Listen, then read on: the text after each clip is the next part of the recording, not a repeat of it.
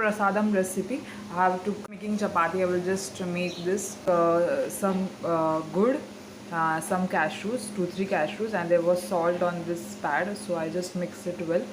And we need a dough, and we'll just make roti. I'm back. Just make this shape like this, and then put this stuff, and we'll just close it from it, and we'll just make a roti of it. Okay, we'll just close it, and we'll close it, and we'll just dip it, and we'll just make a roti of it.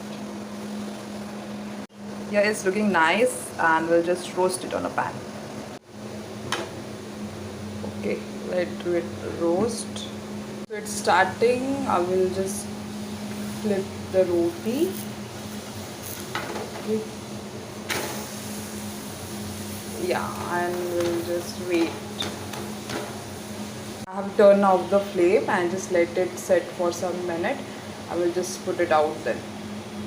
We'll just check it.